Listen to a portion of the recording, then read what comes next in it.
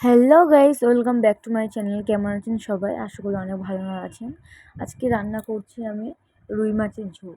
রুই মাছের ঝোলের জন্য নিয়েছি রুই মাছ নিয়ে নিয়েছি, ছোটো ছোটো পিস করে নিয়েছি রুই মাছের ভালোভাবে। আমি রুই মাছের ঝোল করার জন্য নিয়েছি পেঁয়াজ, কাঁচা লঙ্কা, টমেটো, আদা, রসুন। আমি এখানে সব কিছু বেটে নিয়েছি, আপনারা চাইলে কেটেও ব্যবহার করতে পারেন, রান্না করতে পারেন। আমি মাছগুলো কেটে বেছে সুন্দর করে নিয়েছি। কড়াইতে তেল দিয়ে ভালো করে মাছগুলো এক এক করে ভেজে নেব। এক পিঠ আমার ভাজা হয়ে গেছে, উল্টো পিঠটা ভেজে নিচ্ছি।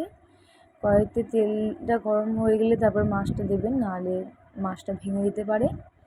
তো এবার একটা আলু আমি 6 পিস করে নিয়েছি, নিয়ে আলুটা ভেজে নিলাম।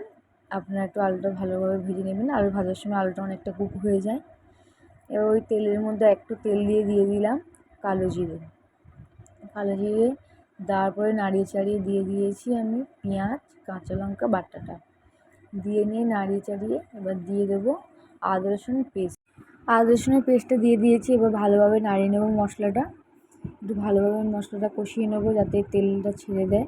এবার দিয়ে দেবো টমেটো পেস্টটা ভালো করে কষিয়ে নেবো যাতে কাঁচা গন্ধটা চলে যায়। টমেটো পেস্টটা অনেকক্ষণ ধরে ভালোভাবে কষিয়ে নেবো। মশলাটা কষানো প্রায় আমার কমপ্লিট হয়ে গেছে। এবার দিয়ে দেবো মশলার মধ্যে লঙ্কার গুঁড়ো, হলুদের গুঁড়ো দিয়ে নিয়ে আর একটু ভালো করে নাড়িয়ে নেবো। নিয়ে দিয়ে দেবো স্বাদ মতন লবণটা দেওয়া আমার হয়ে গেছে। এবার ভালোভাবে আর একবার কষিয়ে নিলাম, নিয়ে এবার দিয়ে দিচ্ছি ভেজে রাখা আলুটা দিয়ে নিয়ে আর একবার ভালোভাবে কষাবো। আলুটা আমার পুরোপুরিভাবে কষানো হয়ে গেছে। দেখো আলুটা কত সুন্দর করে কষিয়ে নিয়েছি।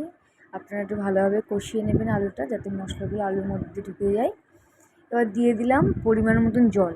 আপনারা যেরকম ঝোল খাবেন তেমন আপনারা জল দিয়ে দেবেন। ঝোলটা ফুটলে মাছ, ধনেপাতা ওপর দিয়ে ছড়িয়ে তরকারিটা ফিনিশ করলাম। কেমন লাগলো রেসিপিটা সবাই কমেন্টে জানাবেন। আর সবাইকে অনুরোধ চ্যানেলটা সাবস্ক্রাইব করুন।